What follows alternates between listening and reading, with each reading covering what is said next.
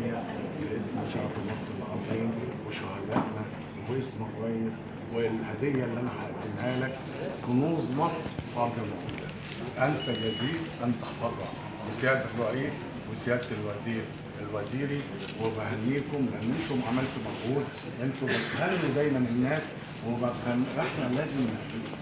ولما اسلمك كنوز مصر في ارض المعجزات من الطبيعه اللي ربنا خلقها يبقى اكبر تخليص. بقول لسياده الريس انا عايز مميش لسنه 20، اللي انا شايفه اكتر شايفه سياده الرئيس وقدمه لك هو اللي بيحصل. وسياده الوزير السنه اللي فاتت قلت له على المشاريع دي كلها منهم 55 للامارات وجول عشان ياخدوا حاجتهم. قلت لهم لا، مصر لا. الملك سلمان بعت لي ناس من الحرس الملكي عشان ياخدوا حاجته.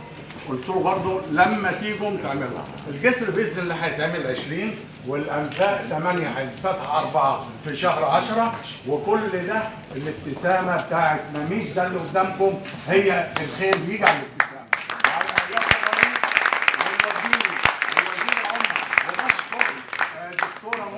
وبشكر سياده الفريق اللي بيبعت لي الدعوه. انا السنه اللي فاتت جيت بدعوه لمكه واحد لقناه السويس، المره دي جيت باعجاز من عند ربنا سبحانه وتعالى. مصر محفوظه بعيون الله، افيقوا يا عرب. الهدف تقسيم مصر وتقسيم الدول العربيه، ولن ينال. مصر عصيه على الكل. وبقول لسياده الرئيس سير على بركه الله. الفريق مميش قيمه لما بتقال في العالم وبلف بقولوا مميش هي قناه السويس. جاي لك يا سياده الرئيس افريقيا كلها جايه لك، والكونغو هيتحول للنهر، والخير قادم وبشاير خير قادمه. بريطانيا جايه لك يا سياده الرئيس، امريكا جايه راكعه سياده الرئيس، واوروبا وامريكا اختارها. مصر تحيا مصر. هقدم لسياده الرئيس كنوز مصر باسمي، على فكره والله العظيم اسمه مفخور فيها، والفريق مش اسمه مفخور فيها، والوزيري ومنى الصغيره دي بسم الله ما شاء الله عليها. مش قادر اقول لكم دي كنوز مصر حافظوا عليها، وباسمي وباسم شعب مصر وشهداء. وكل بحث انا بقالي 30 سنه ببحث، كل نقطه دم بتاعت شهيد طلعت منها كنز. انا فاضل لي اسيوط وسوهاج والمنيا واخلص جميع الابحاث. وبطلب من سياده الرئيس هيساعدني الفريق مميش يديني مكان في مكتبه اسكندريه اعرض الحاجات دي. على فكره الحاجات دي جزء بسيط من اللي انا عملته، مجهود في خرائط مجسمه، في شغل كبير، في افتتاحات جديده، في اقول لحضرتك على حاجه بشرى 7 حقول بترول جديده في الصحراء الغربيه. سيدنا يوسف قال عبد الله جعلني على خزائن الارض ان حفظها. دي كانت سله الغذاء في 7 اضعاف الطاقه الشمسيه في الصحراء الغربيه. هنصدره غاز 18 في اخر 18، هنصدره كهرباء، والرئيس هيفاصل برضه كل حاجه مش هيسيب حاجه.